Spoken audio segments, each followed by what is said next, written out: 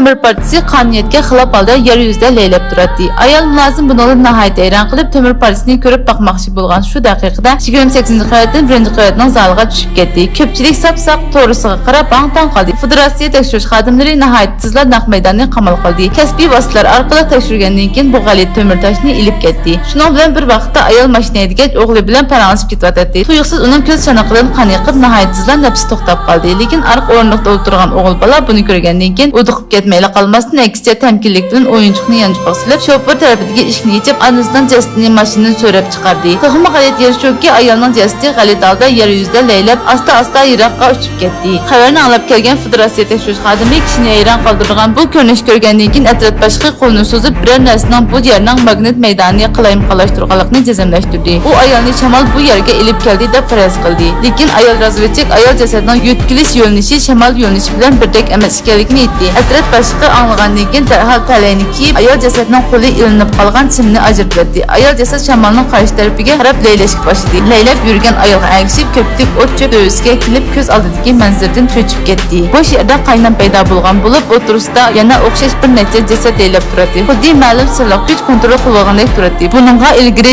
topshirib olgan delolarni qo'shganda soqchilar jami 5 jasadni payqagan. Lekin bu bir necha odamning orasida hech qanday bog'lanish yo'q edi. Fan tadqiqot xodimlari jasadni tekshirayotganda bir ayol jasad tuyuqsiz ko'zni yechib, chet atrofga nazar solgandan keyin yana asta-g'ina ko'zni yumdi. Tekshiruvchi gangrabla qoldi. Asboblar oraliq tekshirishdan bayqalishcha bu kishilarning yuragi asla cho'qmagan bo'lsa-mu, lekin ularning cho'ng mingsi yanada jo'shqin bo'lib, sirtqi dunyoni his qila oladi ekan. Faqat o'zining badanini kontrol qila olmaydi ekan. Soqchilar ularning badan a'zolari zaiflashishining oldida tekshirib chiqish kerak edi. Bu ishlarning yuz berishining sababini oydinlashtirilmay turgan vaqtda ular ayolning mashinasini topdi. Ilo yuz bergan joyga 100 kilometr keladigan may qashlash punktida ayolning qulaylik do'kondan mal sotib olgan ko'rinishini tortib olgan edi. Ko'z apparatida ko'rsatilishicha arqa o'rindiqda bir o'g'il bola bor edi. Lekin materiallarda ko'rsatilishicha ayolning o'g'li yo'q ekan. Haqiqiy ahvolni aniqlash uchun ikkalan ziyonkashlik uchirg'uchining uyiga keldi. Ammo eshik oldida tushib qolgan oyoq ularga birdilla ishning chataqligini his qildirdi. Bu filmning to'liq qismini ko'rmoqchi bo'lsangiz, ekranda ko'ringan Kosko salon qo'shilib 159 raqamni yo'llab ko'ring. Agar topolmasangiz bosh patga birinchi opinga qarang.